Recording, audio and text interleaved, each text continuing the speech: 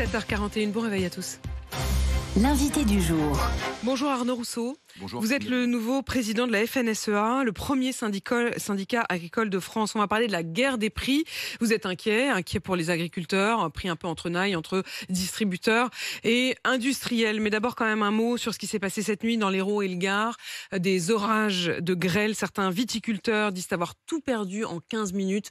Est-ce que vous avez des nouvelles de vos collègues agriculteurs dans la région ? Oui, on a eu des nouvelles hier soir d'un certain nombre d'événements climatiques dramatiques et je voudrais d'abord penser à ceux qui ont perdu en quelques minutes une année de récolte complète. Je pense à un certain nombre de viticulteurs.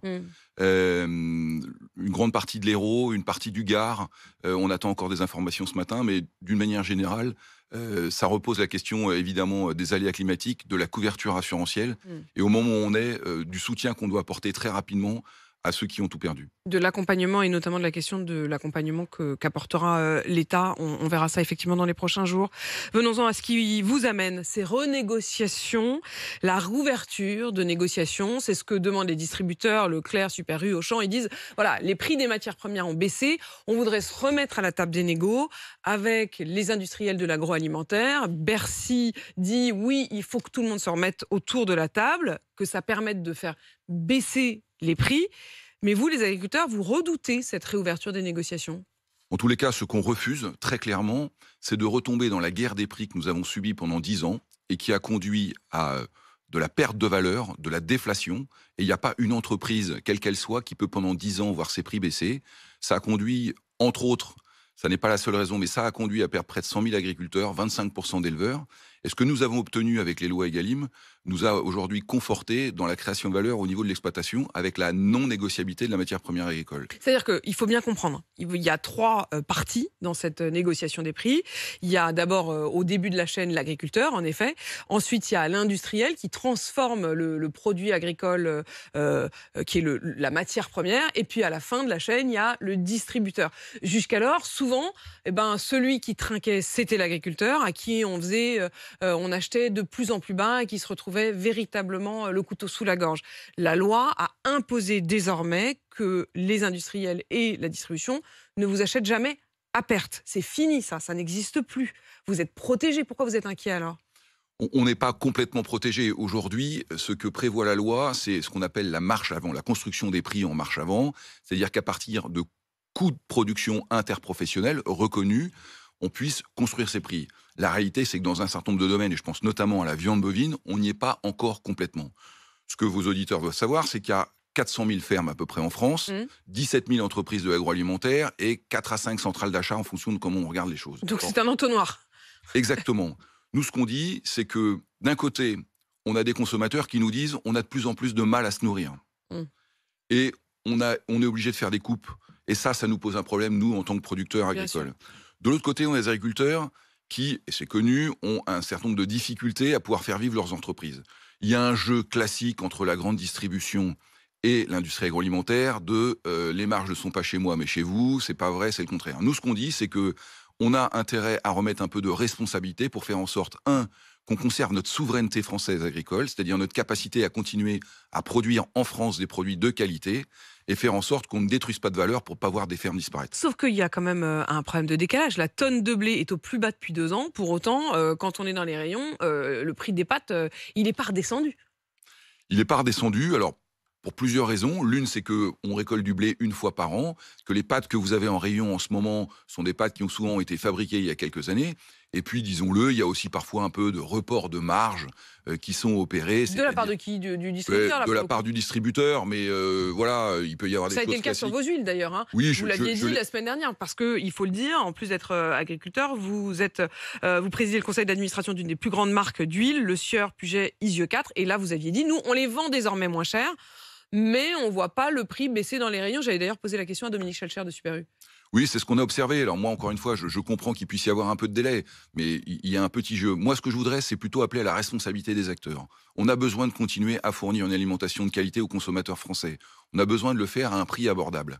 Jusqu'à maintenant, quand un Français disposait de 100 €, il mettait de l'ordre de 13% dans l'alimentation. C'est ce qui s'est passé les 10 dernières années. Ça ne permet pas à l'agriculture française de vivre. On est monté à près de 18%, et peut-être un peu plus dans les familles les plus modestes, et ça n'est pas supportable pour un certain nombre de nos compatriotes. Ce qu'on a besoin, c'est de se mettre autour de la table, de voir comment on peut, entre ce 13% pas supportable pour l'agriculture et ce 18% pas supportable pour le consommateur, trouver les voies médianes. Une forme d'équilibre entre les deux. Je parlais de la tonne de blé, et justement au 32-16, il y a Eddy qui vient de nous appeler. Eddy, vous êtes en Saône-et-Loire, vous êtes pâtissier, donc vous en consommez effectivement du blé, de la farine. Vous ne trouvez pas normal que les prix ne baissent pas ? Oui, bonjour. Bonjour à toute votre équipe. Je suis pâtissier, mais je suis surtout également boulanger. D'accord. Donc c'est vrai qu'au niveau farine, on en consomme quand même pas mal.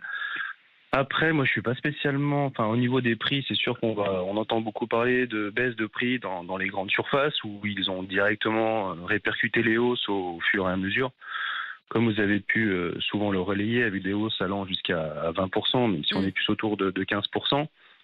Ce qui est plutôt compliqué pour nous, pour nos entreprises, parce que la fameuse baguette française qui est connue et reconnue, typiquement, elle est passée de 1 euro à 1,05 €. Donc, ce qui représentait une hausse de 5%. Donc voilà, c'est déjà la première chose. Ça fait longtemps qu'on entend parler du bouclier tarifaire pour l'énergie, pour le panier de courses, mais je pense que le bouclier tarifaire, il a surtout été fait par les petites entreprises, même les agriculteurs, qui n'ont pas forcément répercuté toutes les augmentations qu'ils auraient dû avoir de par les engrais, l'alimentation. Vous avez joué votre rôle, en fait, c'est ce que vous nous dites, Eddy. Mais est-ce qu'aujourd'hui, vous comprenez aussi ce que nous dit à l'instant Arnaud Rousseau de la FNSEA, c'est-à-dire que il y avait une sorte ça n'était pas possible, ça n'était pas acceptable, ça n'était pas normal de payer si peu cher l'alimentation jusqu'alors. Il y en avait forcément un qui trinquait, c'est-à-dire qu'aujourd'hui, vous dites que c'est vous les entreprises qui assuraient le bouclier tarifaire, mais jusqu'alors, c'était les agriculteurs qui l'assuraient, au fond, ce bouclier tarifaire, en quelque sorte.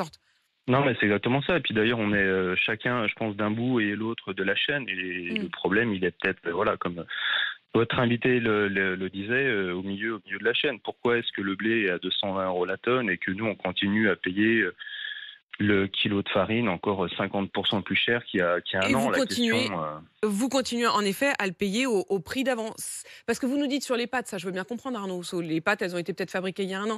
Mais là, quand on achète la farine, c'est un peu plus rapide quand même, non? Sur la baguette de pain que Eddy vend 1,05 €, le prix du blé de l'agriculteur, c'est 7 centimes. D'accord. 7 centimes. Donc, vous voyez 7 bien... 7 centimes qui arrivent dans la poche de celui qui a produit le blé. Vous prenez la baguette de pain qui vaut 1,05 €. Sur ce 1,05 € de la baguette de pain, 7 centimes, c'est le blé de l'agriculteur. Donc vous voyez bien qu'il faut faire porter l'effort où il nécessite d'être porté. Nous, ce qu'on dit, c'est qu'on a besoin de protéger notre souveraineté. Regardez ce qui s'est passé depuis quelques jours sur la viande bovine. On explique que pour tout un tas de raisons, il faut moins d'éleveurs en France. J'allais y venir, c'est même la Cour des comptes qui s'en mêle et qui explique que le cheptel bovin, que le nombre de vaches en France serait trop élevé, qu'il faut réduire le nombre de vaches en France. Inacceptable, inentendable. On consomme 1,5 million de tonnes de viande bovine en France tous les ans, dont près de 400 000 sont importées. Le sujet, c'est plutôt comment on fait pour entretenir une activité de viande bovine en France, soutenir les éleveurs et réduire l'importation. Production bovine faite dans des conditions qui sont pour 80% nourries à l'herbe. Comment on fait pour conserver ça en France, donner de la dynamique, renouveler les générations, parler à la société de la qualité de cette production, plutôt que d'expliquer doctement qu'il n'y a qu'à supprimer un certain nombre de producteurs et qu'on aura réglé le problème. C'est fallacieux de le penser, c'est simpliste et c'est clairement pas acceptable pour le monde agricole. Et on entend effectivement votre colère ce matin, Arnaud Rousseau, votre inquiétude même, parce que si on réduit le nombre de vaches en France, on se tourne davantage vers l'importation. C'est un peu ce que menaçait d'ailleurs de faire quelqu'un comme Michel-Édouard Leclerc, aller chercher la viande ailleurs, en Pologne, au Portugal ou ailleurs. Vous défendez bien sûr les agriculteurs français. Merci d'être venu dans ce studio. Vous êtes président de la FNSEA, premier syndicat des agriculteurs. Il est 7h51.